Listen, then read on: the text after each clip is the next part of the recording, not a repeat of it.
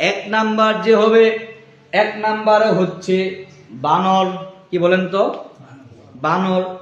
এখন কি কারণে সে বানর হবে জানার দরকার আছে না নাই?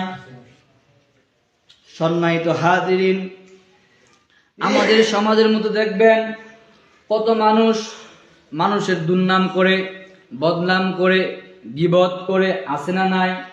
একের কথা অন্যের কাছে জোড়াই লাগাই দেয়, দেয় কি দেয় না? এরকম আছে না নাই?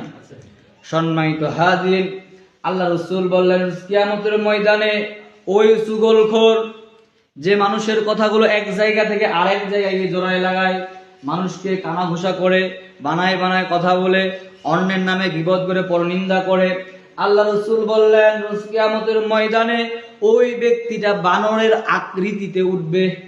নাউযুবিল্লাহ। এই জন্য আপনার আমার উচিত হবে যে আমরা কারো পরনিন্দা করব না, অন্যের কথা কারো কাছে গিয়ে বানাই বলবো না, ঠিক কিনা? আল্লাহ রাসূল, আল্লাহ তাআলা পবিত্র কোরআনে বলেছেন ওয়াইলুল লিকুল্লি হুমাযাতিল লুমাযা, ধ্বংস হোক ওই ব্যক্তি যে মানুষের সামনে এবং পিছনে পরনিন্দা করে, গীবত করে।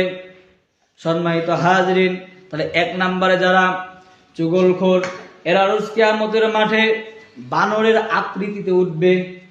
দুই নম্বরে রাসূলুল্লাহ সাল্লাল্লাহু আলাইহি সাল্লাম বললেন যখন কিয়ামত সংগঠিত হয়ে যাবে, কিয়ামত সংগঠিত হয়ে যাওয়ার পরে দুই নম্বরে যেই ব্যক্তি উঠবে, যারা উঠবে, যে দলটা উঠবে, এরা হলো শুকুর।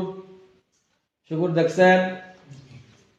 সম্মানিত হাজিরিন, কেন শুকুর হয়ে আকৃতি হয়ে উঠবে?